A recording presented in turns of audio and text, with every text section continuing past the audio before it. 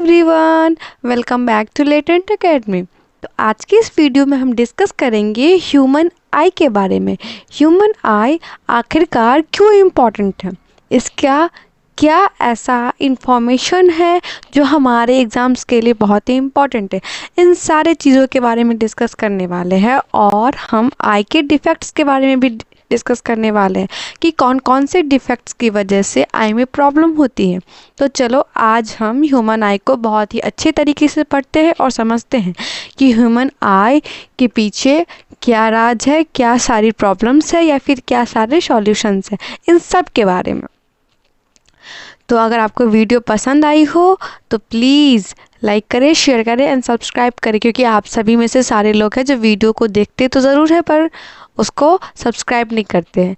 Please video को subscribe करिए, क्योंकि आपका सब्सक्राइब और लाइक हमें बहुत मोटिवेशन प्रोवाइड करता है। चलो बिना किसी टाइम वेस्ट के हम क्लास को स्टार्ट करते हैं। सबसे पहले समझते हैं ह्यूमन आई है क्या, उसके बारे में। One of the most sensitive and important sense organ enable us to see the world and perceive colors. Other senses like smell, sound, touch can help identify objects, but not color, making vision unique and irreplaceable. देखो, आई एक क्या है, sensitive और important sense organ है। Sense organ इसलिए क्योंकि उसकी वजह से हम आउटर वर्ल्ड को देखते हैं, इसलिए उसको कहा जाता है सेंस ऑर्गन, या फिर आउटर जो सराउंडिंग है उसको महसूस करना, फील कर पाना, इन सारी चीज़ों को सेंस ऑर्गन के रूप में देखा जाता है। तो आई की वजह से हम देखते हैं और अंडरस्टैंडिंग बिठाते हैं। तो आई बहुत ही सेंसिटिव भी है और इम्पॉर्टेंट है, ठीक। साथ ही साथ एक आई ही एक ऐसा चीज़ है जिससे हम अपने आउटर वर्ल्ड को ईजिली देखते हैं और उसको अच्छी बुरी चीज़ों को समझते हैं, हमारे सराउंडिंग में जो भी चल रहा है उन सब के बारे में। हम इतना रंगीन दुनिया हमारे सामने में है, कलरफुल वर्ल्ड है हमारे सामने में, इसको देखने में हेल्प हमें सिर्फ और सिर्फ आई करवाता है। अब देखो, advantage of eyes in front of the face. अब आपके मन में ये आता होगा कि आइज़ क्यों हमारे फेस के सामने में ही है, मतलब हमारे फेस के अपर पार्ट में ही आइज़ क्यों प्रेजेंट है, क्यों नहीं हमारे गले के पास भी आइज़ हो सकता है, या फिर क्यों ना हमारे घुटनों में भी आइज़ हो सकता है, ऐसा आपके मन में आएगा। पर उसके पीछे रीज़न है, क्योंकि अगर आई हमारे फ्रंट फेस पे है उससे क्या होता है, हमें एक वाइडर फील्ड ऑफ व्यू मिलता है, यानी कि बहुत ही दूरी तक हम उसको देख सकते हैं। साथ ही साथ हमें एक 3 डायमेंशनल व्यू प्रोवाइड होता है, एक परफेक्ट हाइट और परफेक्ट रेंज में होने की वजह से। तो देखो, भगवान ने ऐसे ही किसी चीज़ को नहीं बिल्डअप कर दिया, हर किसी चीज़ के पीछे कुछ ना कुछ उन्होंने अपना लॉजिक बिठा करके रखा, जिस वजह से ऐसा होता है। तो इसलिए मत सोचो कि आई कहीं और होता तो अच्छा रहता, नहीं, आई हमें देखने के लिए मदद करता है ना, तो हमें एक अच्छे जगह पे आई का पोजीशन रहता है तो हम अच्छे से देख पाते हैं। इसीलिए हमेशा आई जो है हमारे फ्रंट ऑफ द फेस पे ही प्रेजेंट होता है और यही इसका बेनिफिट सब भी है। अब हम स्ट्रक्चर देखते हैं। ये रहा हमारा स्ट्रक्चर आई का, जिसके बारे में हम डिस्कस करने वाले हैं कि क्या क्या है। देखो, सबसे पहले आउटर पार्ट है। जो आउटर पार्ट जो है वो क्या है, कवर्ड है कॉर्निया से, हम ये कह सकते हैं। ये रहा उसका आउटर पार्ट वाला एरिया, इसको ही कॉर्निया कहते हैं। और पता है आपको एक चीज़, हम बहुत बार सुनते हैं ना कि इसने उसको अपना आई ट्रांसप्लांट किया। तो जब भी ट्रांसप्लांट होता है किसी भी एक ह्यूमन से दूसरे ह्यूमन के अंदर, तो वो क्या ट्रांसप्लांट होता है, कॉर्निया ट्रांसप्लांट होता है, ना कि पूरा का पूरा वोल आई ट्रांसप्लांट होता है, ठीक। उसके बाद आप यहाँ पे देखो, एक ये लेंस का स्ट्रक्चर बना हुआ है। इस लेंस को क्या कहते हैं, हमारे आँख के अंदर जो लेंस प्रेजेंट होता है वो रहा ये लेंस। ये लेंस जो है कवर्ड होता है सिलियरी मसल्स के थ्रू। सिलियरी मसल्स जो है इस लेंस को पकड़ करके रखती है, इस वजह से ये रुका हुआ रहता है हमारे आँख के पास। उसके बाहर में जो ब्लैक वाला पार्ट होता है हमारे आँख का, उसको क्या कहा जाता है, आइरिस कहा जाता है। और उसके ठीक बीच में एक वाइट वाला जो पार्ट होता है हमारे आँख का, देखो ये रहा ब्लैक वाला पार्ट, ये रहा हमारा आइरिस, लेकिन इसके बीच में जो वाइट वाला पार्ट होता है उसको क्या कहा जाता है, प्यूपिल, जिससे हमें कोई भी इमेज की व्यू जो है वो डायरेक्ट अंदर जाती है हमारे आँख के अंदर। और इनर सरफेस जो है हमारे आई का, वहाँ पे प्रेजेंट होता है रेटिना। रेटिना के पास ही रॉड और कोन सेल्स होते हैं जो क्या करते हैं, किसी भी लाइट को या फिर किसी भी इमेज को एब्स्ट्रैक्ट करते हैं और ऑप्टिक नर्व्स के थ्रू हमारे ब्रेन में पहुँचाते हैं। अब आँख के अंदर भी एक लिक्विड फॉर्म का लेयर है जिसको क्या कहा जाता है, लिक्विड जो प्रेजेंट होता है उसको कहते हैं विट्रस ह्यूमर। और आँख के आउटसाइडर कहाँ, लेंस और कॉर्निया के बीच में भी एक फ्लूइड प्रेजेंट होता है जिसको कहा जाता है एक्वस आर्मर। यही दोनों रिस्पॉन्सिबल हैं हमारे आई को कंटिन्यूसली हाइड्रेट मोड में रखने के लिए। और साथ ही साथ बहुत बार हमारे आँख में बहुत कुछ चला भी जाता है गंदगी, तो उसको क्लीन आउट कौन करता है, एक्वस आर्मर जो प्रेजेंट है हमारे आउटर साइड में। अब देखो एडवांटेजेस हम इसके बारे में डिस्कस कर लिए कि आँख क्यों ही हमेशा ऊपर होता है, उसके क्या फ़ायदे हैं उसके बारे में। अब हम नेक्स्ट देखते हैं आँख के सारे पार्ट्स का स्पेशल फंक्शन की किसका क्या है। देखो हमने सबसे पहले बात किया कॉर्निया। कॉर्निया का क्या है, transparent curve membrane at the front allow light to enter and cause major refraction. देखो कोई भी लाइट जो हमारे आँख के अंदर जा रहा होता है उसके लिए रिस्पॉन्सिबल कौन होता है, कॉर्निया। यही क्या करता है, रिफ्रैक्शन कॉज करता है हमारे आँख में। जो कोई भी चीज़ हम देखते हैं हमारे अंदर आँख के अंदर जा रही है उसका रिफ्रैक्ट कर रही है, किसकी वजह से, कॉर्निया की वजह से। उसके बाद क्या है, आई बॉल। आई बॉल को क्या कहा गया है, रफली spherical about 2 to 3 centimetre in diameter.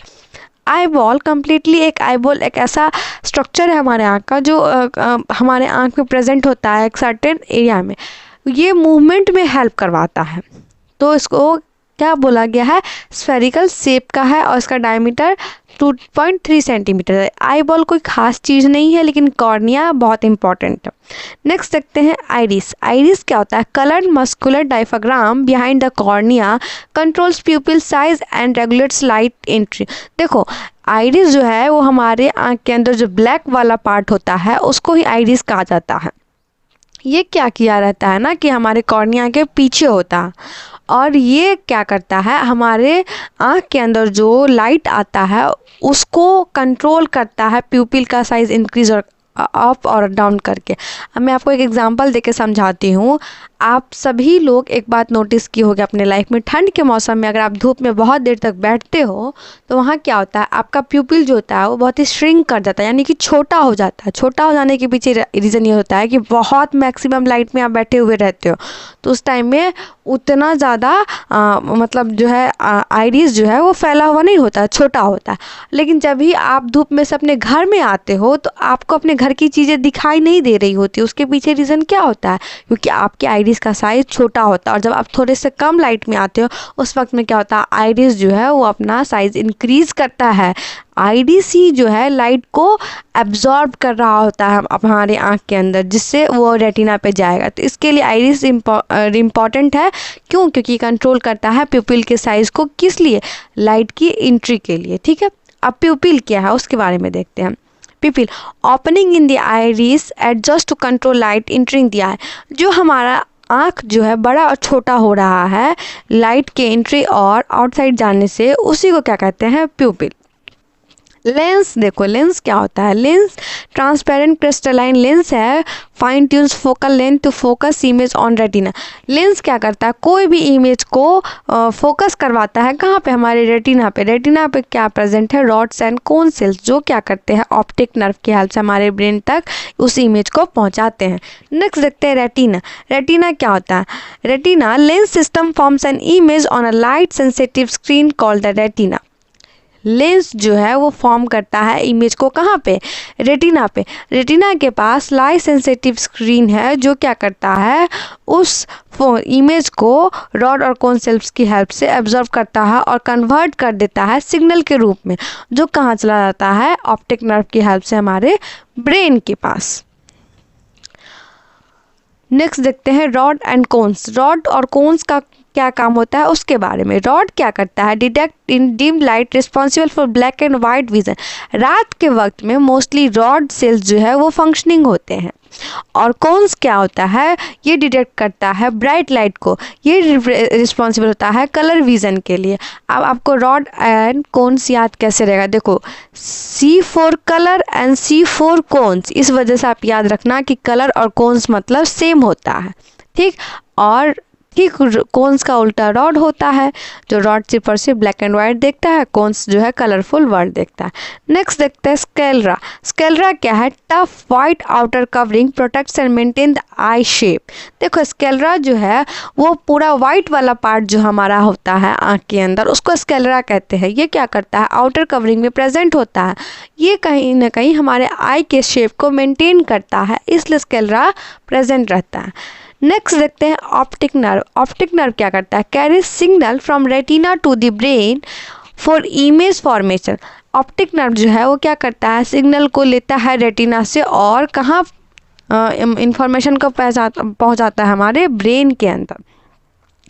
Next देखते हैं ciliary muscles control the lens shape to adjust focal length for near और डिस्टिंक्ट विजन। सिलियरी मसल्स जो होता है वो प्रेशर डालता है हमारे लेंस के ऊपर जो फोकस करने के लिए। अगर हम बहुत छोटी चीज़ें पढ़ रहे होते हैं तो हमारा आँख छोटा बनता है ताकि उस वर्ड्स को एब्जॉर्ब कर सके।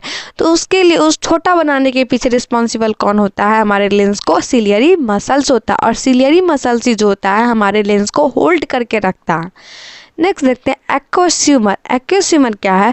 Clear fluid between cornea and lens maintain the pressure and refracts lights. देखो कॉर्निया जो है हमारी ये एक्वस ह्यूमर जो है वो हमारे कॉर्निया और लेंस के बीच में प्रेजेंट होता है। इसका मेनली काम क्या होता है कि वहाँ के प्रेशर को मेंटेन करना, साथ ही साथ जो भी लाइट हम एब्जॉर्ब कर रहे हैं उसको रिफ्रैक्ट करना। ठीक। नेक्स्ट है विट्रस ह्यूमर। विट्रस ह्यूमर का क्या काम है? Transparent gel between lens and retina provide shape and supports the retina. ये क्या करता है? ये जो है वो लेंस और रेटिना के बीच में प्रेजेंट होता है। ये मेनली सपोर्ट करता है और साथ ही साथ शेप प्रोवाइड करता है कि उसको हमारे इनर पार्ट ऑफ द आई को। नेक्स्ट देखते हैं ब्लाइंड स्पॉट। ब्लाइंड स्पॉट क्या होता है? जहाँ पे एक ऑप्टिक नर्व एग्जिस्ट नहीं करता है उसको कहते हैं ब्लाइंड स्पॉट, या फिर कोई भी फोटो रिसेप्टर सेल नहीं होता जैसे कि रॉड और कोन सेल, उसी को कहते हैं ब्लाइंड स्पॉट। और जब देखो हमें दिखाई देना बंद होता है तो उस वक्त में क्या होता है? हमारा इमेज जो है रेटिना पे ना जा करके ब्लाइंड स्पॉट पे जाके बनता है, इसीलिए हमें वहाँ पे कोई भी चीज़ दिखाई नहीं देती है। देखो सबसे पहला क्या कैसे प्रोसेस होता है कोई भी इमेज शो होने का, उसको हम देखते हैं। सबसे पहले लाइट जो है वो इंटर करता है कॉर्निया के थ्रू हमारे आँख के अंदर। ये देखो कोई भी लाइट जो है वो इंटर किया हमारे आँख के अंदर, ठीक है। उसका major refraction occurred at corneal surface, ये आउटर सरफेस पे ही जो होता है रिफ्रैक्शन होता है। Light pass through aqueous humour, pupil and lens. Light जो है वो पास कर रहा है किससे? एक्वस ह्यूमर से, लेंस से और प्यूपिल होते हुए, ठीक है। Lens adjust the focal length to focus image on retina. और ये जो हमारे आँख का लेंस है वो क्या करता है? अपने साइज को एडजस्ट करता है। क्यों? क्योंकि इसका जो इमेज है वो बने जा करके कहाँ? रेटिना के पास, इसलिए वो अपना साइज जो है एकदम वहाँ पे जा करके एडजस्ट कर रहा होता है, ठीक। Inverted real image is formed on retina. Retina पे क्या होता है? उल्टा तस्वीर बनता है और वो जा करके लाइट सेंसिटिव सेल्स जो है उसको रिसीव करता है और कन्वर्ट करता है इलेक्ट्रिक सिग्नल के रूप में। उसके बाद ये इलेक्ट्रिक सिग्नल जो है वो ऑप्टिक नर्व से अट्रैक्ट करता है और ये कैरी करके ले जाता है ब्रेन के पास मैसेज। फिर ब्रेन जो है उसको प्रोसेस करता है उस सिग्नल को और वहाँ पे जा कर के वो जो उल्टा इन्वर्टेड इमेज था उसको अपराइट ऑब्जेक्ट के रूप में देखता है। वहाँ देखने की वजह से क्या होता है कि जो इमेज उल्टा बन रहा था वो हमारे ब्रेन में जा कर के सीधा बनता है और हम उस चीज़ को एज्यूम कर रहे होते हैं, ठीक है। नेक्स्ट देखते हैं पावर ऑफ एकोमोडेशन, यानी कि हमारे साइज जो होता है देखने का उसको कहते हैं एकोमोडेशन। छोटा बड़ा करने की चीज़ों को साइज कहते हैं। Accommodation is the ability of the eye lens to adjust its focal length to focus on near and far objects clearly. This ability declines with age. देखो वो जो होता है दूरी देखना और नज़दीकी देखना, ये वाले एक कह सकते हैं तुम्हारे अंदर जो फीचर है उसको ही क्या कहा जाता है? एकोमोडेशन। देखो अगर तुम्हें कुछ छोटा पढ़ना होगा तो तुम अपने आई को उतना ज़्यादा फोर्स नहीं करोगे उस चीज़ को पढ़ने के लिए, लेकिन कुछ बहुत दूर का देखना होगा तो तुमको उस वक्त अपने आई को अकोमोडेट करना पड़ेगा। तो वहाँ पे क्या होता है ये पावर जो है दिखता है ह्यूमन बींग्स के अंदर, और साथ ही साथ ये पावर ख़त्म भी होते जाता है, एज बढ़ता है। तो आप अक्सर देखते होगे ना कि जिनका एज बढ़ जाता है वो छोटे अक्षरों को पढ़ने के लिए अपनी आँखों को बहुत छोटा कर देता है ताकि उन्हें छोटी अक्षर दिखाई देती है। बहुत लोग होते हैं कि उनको अच्छे से नज़दीक नहीं दिखाई देता है, दूर दिखाई देता है। बहुत को दूर दिखाई देगा, बहुत को नज़दीक दिखाई देगा। तो ये सारी चीज़ किसकी वजह से होता है? एकोमोडेशन कम हो जाने की वजह से होता है। देखो, lens curvature changes equal to focal length changes. अगर लेंस का कर्वेचर चेंज हो जाता है तो फोकल लेंथ भी चेंज हो जाता है। एकोमोडेशन जो है वो क्या करता है? फोकस करता है सिर्फ और सिर्फ आई के मैकेनिज्म के ऊपर। अब कोई भी नॉर्मल इंसान 25 सेंटीमीटर से लेकर के इन्फानाइट रेंज तक देख सकता है। कब? जब उसका नॉर्मल आई होगा, यानी कि उसके आई में कोई भी डिफेक्ट्स नहीं होगा, तभी वो 25 सेंटीमीटर से लेकर के इन्फिनिटी तक देख सकता है। अगर उसके आँख में डिफेक्ट्स आ जाएंगे तो उसको ज़्यादा दूर नहीं दिखेगा। नाउ नियर पॉइंट देखते हैं, नज़दीक वाली दूरी के बारे में देखते क्या होता है। The minimum distance at which objects can be seen mostly distinctly without strain is called the near point of the eye. यानी कि आप कोई भी चीज़ को बहुत आसानी से बिना किसी मतलब आँख पे जोर दिए हुए देख पा रहे हो, उसी को कहते हैं नियर पॉइंट। सपोज आप बुक पढ़ रहे हो, तो जब आप बुक पढ़ रहे हो कोई भी जोर नहीं लगा रहे हो, आप सीधा अपना आँख खोले हुए हो तो भी आप देख पा रहे हो, उसको क्या कहेंगे? Near point. It is also called the least distance of the distinct. इसको ही कहा जाता है least distance of the vision. For a normal human I the near point is 25 centimetre. कोई भी नॉर्मल इंसान के लिए नियर पॉइंट जो होता है वो 25 सेंटीमीटर की दूरी तक ही होता है। Below this distance the image appears blurry and cause eye strain as the lens can not decrease its focal length and further. अब इससे ज़्यादा अगर कोई भी चीज़ बढ़ता है तो उससे क्या होता है कि आदमी को वो ऑब्जेक्ट जो क्लियर नहीं विजिबल होता है, ब्लरी टाइप का विजिबल होता है। और जब ये ब्लरी विजिबल होगा तो वो अपने आँख पर और भी जोर देगा उस चीज़ को देखने के लिए। तो इसमें क्या होता है कि लेंस जो होता है वो अपना फोकल लेंथ को बहुत आसानी से डिक्रीज आउट कर लेता है। इस वजह से यहाँ आप देख सकते हो नियर और फार पॉइंट के बीच में क्या हुआ है कि लेंस के ऊपर कोई भी नियर पॉइंट से गया है लाइट, और वो क्या कर रहा है? रेटिना के ऊपर भेज रहा है ताकि रेटिना जो है उसको ऑप्टिक नर्व के साथ भेजे हमारे ब्रेन के अंदर। नेक्स्ट देखो फार पॉइंट। फार पॉइंट क्या होता है? The farthest point up to which the eye can see object clearly is called the far point of the eye. मतलब कि एक कहीं ना कहीं किसी दूरी तक देख पाना, उसी को कहते हैं फार पॉइंट। जहाँ एक ह्यूमन हेल्दी आई देख सकता है उसको कहते हैं far point. For a normal I the far point is at infinity. और अगर हम बात करें एक नॉर्मल आई की तो फार पॉइंट जो होता है वो इन्फिनिटी तक हो सकता है। I can see all objects clearly between the near point and the far points। कोई भी आई जो है 25 सेंटीमीटर से लेकर के इन्फिनिटी तक कोई भी चीज़ को क्लियरली देख सकता। ना अब हम डिफेक्ट्स की बात करते हैं कि कौन कौन से डिफेक्ट्स होते हैं आई के अंदर जो हमें देखने के लिए दिक्कत काउज करता है। पहला तो है मायोपिया। मायोपिया जो होता है उसको क्या कहा जाता है? Near sightedness. मायोपिया सभी को है आजकल के ज़माने में, जितना भी 40 से नीचे का एज का जो भी आप लोग देखते हो वो कोई भी चश्मा यूज़ कर रहा है, वो है किस रीज़न की वजह से? मायोपिया रीज़न की वजह से सबको मायोपिया ही हुआ है। A person with myopia can see nearby objects clearly but has difficulty in seeing distinct objects। Myopia वाले पर्सन को नीचे नज़दीक की चीज़ें बहुत क्लियरली दिखाई देती है, लेकिन वही दूर की चीज़ें उसको क्लियरली नहीं दिखाई देती है। In this defect, the image of a distinct object is formed in the front of the retina instead of the far point of the eye shift closer than infinity। इसमें क्या होता है? जो कि जो भी चीज़ होता है वो थोड़ा सा पीछे, रेटिना से थोड़ा सा पीछे दिखाई देता है इंसान को। इस वजह से उसको नज़दीक की चीज़ें क्लियरली दिखाई देती है जो कि रेटिना पे बनती है, लेकिन दूर वाली चीज़ें जो है रेटिना से थोड़ी सी पीछे बनती है। इस वजह से उनको क्लियरली दिखाई नहीं देता है। इसका काज क्या है?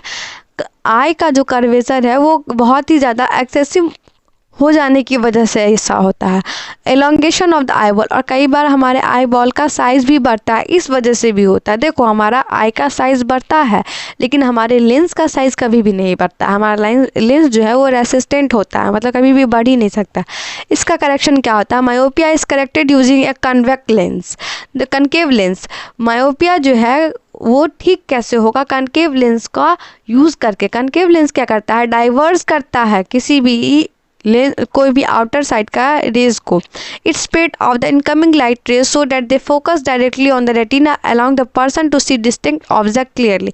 ये क्या करता है, जो हम नहीं देख पा रहे क्लियरली, मेरा जो इमेज जो है वो थोड़ा सा पीछे ही फॉर्म हो पा रहा है, यहाँ पे देख सकते हो कि थोड़ा पीछे ही फॉर्म हो पा रहा है।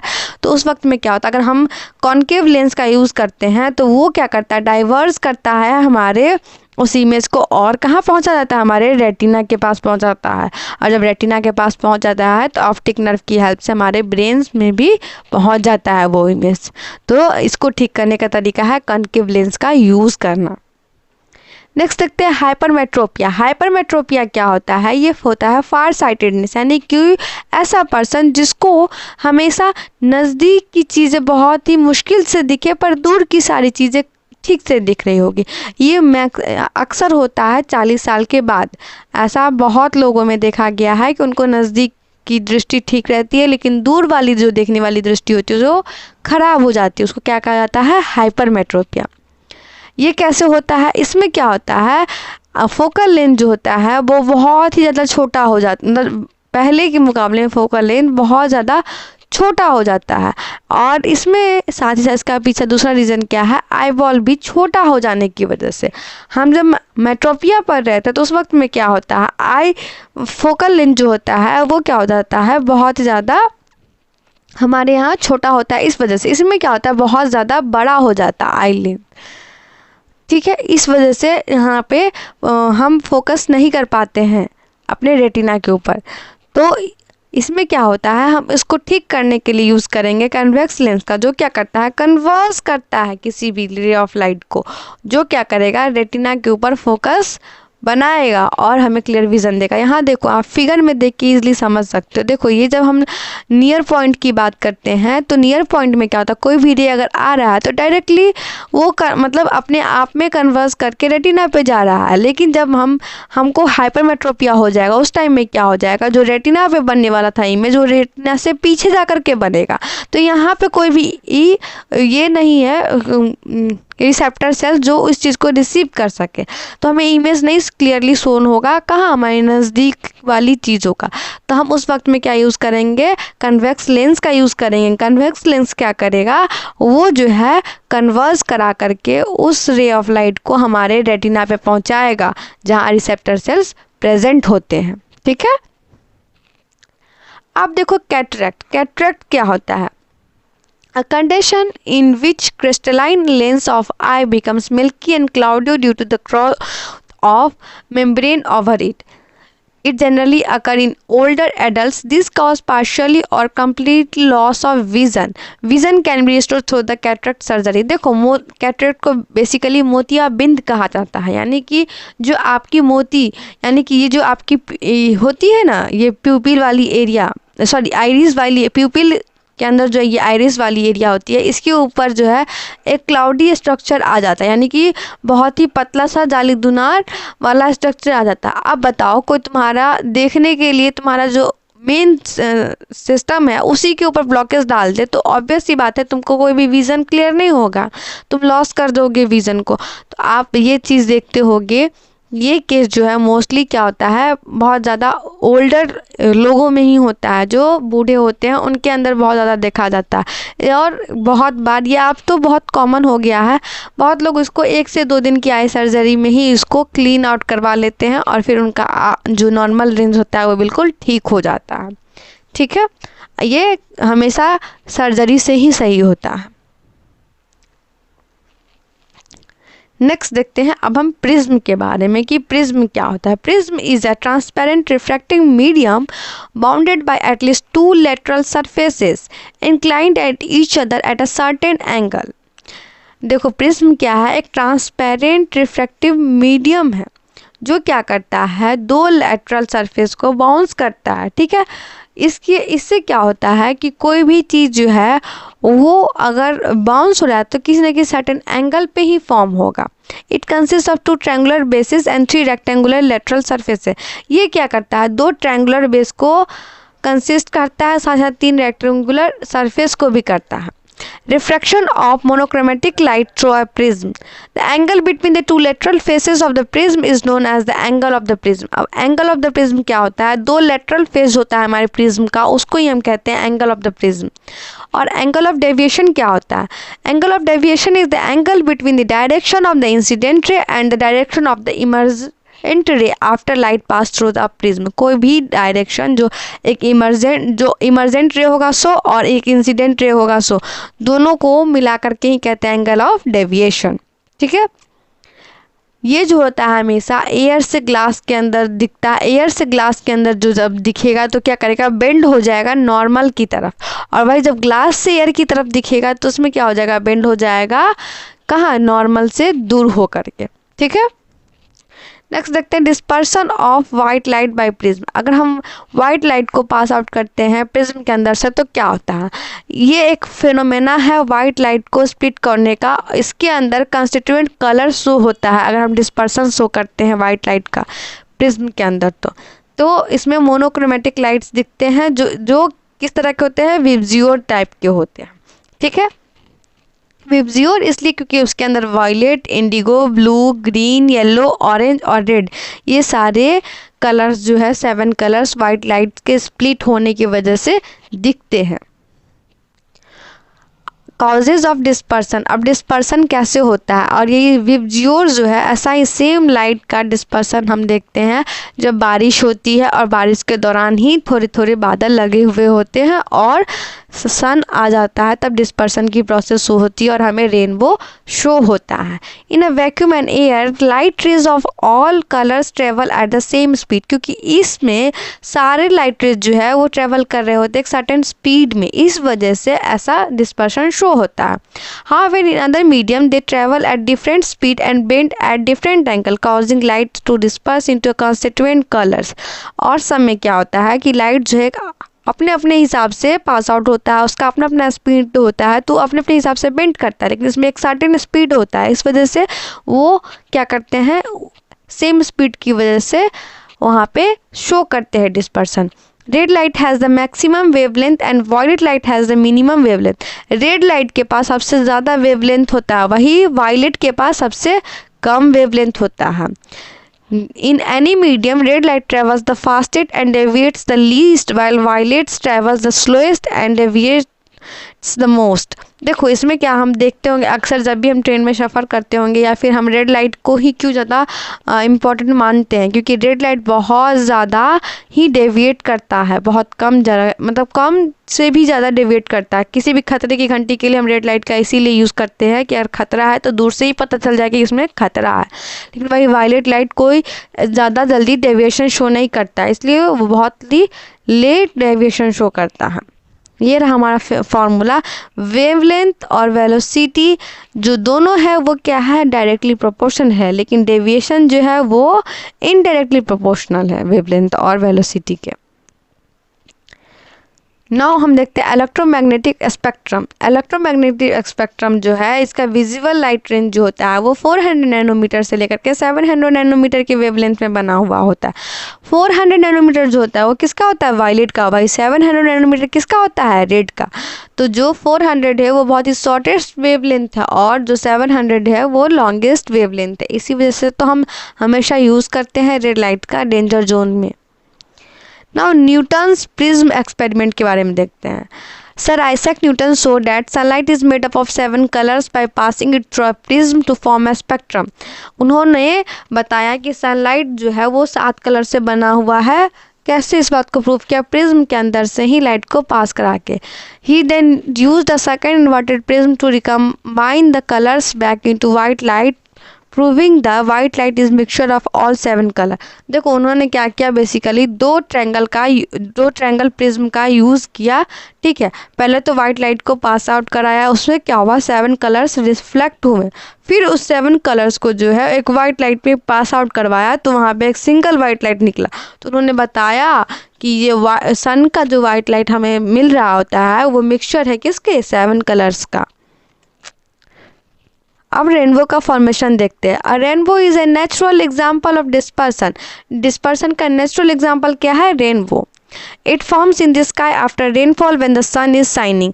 जब बारिश हो जाती है और बारिश ख़त्म होने के बाद जब धूप निकलती है तभी क्या होता है, रेनबो का डिस्पर्शन शो होता है। कैसे शो होता है, देखो जब भी बारिश हो रही होती है तो बारिश के दौरान ही अगर सन आ जाता है तो उसमें क्या होता है, बारिश की बूंदें अपने आप में डिस्पर्स करती है। देखो जैसे कि सनलाइट जो है वो पड़ा बारिश की बूंद के ऊपर और वो उसको डेविएट करके डिस्पर्स करा रहा होता है, तो उस वक्त में 7 लाइट का फॉर्मेशन होता है। तुम देखो ना कि वाइट लाइट का डेविएशन क्या शो करता है, 7 कलरफुल लाइट्स को। इसी तरह से बहुत सारे रेन ड्रॉप में से सनलाइट का जो सन है वो लाइट जो है, सनलाइट जो है वो रिफ्लेक्ट करता है और क्या फॉर्म करता है, रेनबो का फॉर्मेशन करता है। ठीक है,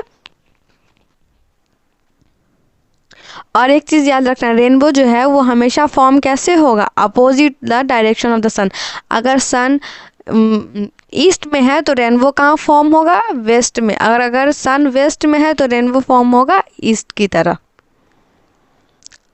हम एटमॉस्फेरिक रिफ्रैक्शन को देखते हैं। It is bending of the light other electromagnetic wave as they pass through the earth atmosphere. Earth atmosphere पे अलग अलग इलेक्ट्रोमैग्नेटिक वेव्स हैं जो पास आउट होती है। इस वजह से भी हमें बहुत सारा रिफ्रैक्शन दिखता है, जैसे कि सनलाइट का रिफ्रैक्शन। बहुत जगह पे सनलाइट का रिफ्रैक्शन एटमॉस्फेरिक इलेक्ट्रोमैग्नेटिक वेव्स की वजह से भी देखा जाता है। ठीक है, जैसे सन किसी जगह बहुत जल्दी उगता है लेकिन वही कुछ देर के बाद वो दिखता है। नाउ स्कैटरिंग ऑफ लाइट्स देखते हैं कि लाइट कैसे स्कैटर करता है। The reflection of light from an object in all direction is called the scattering of the light.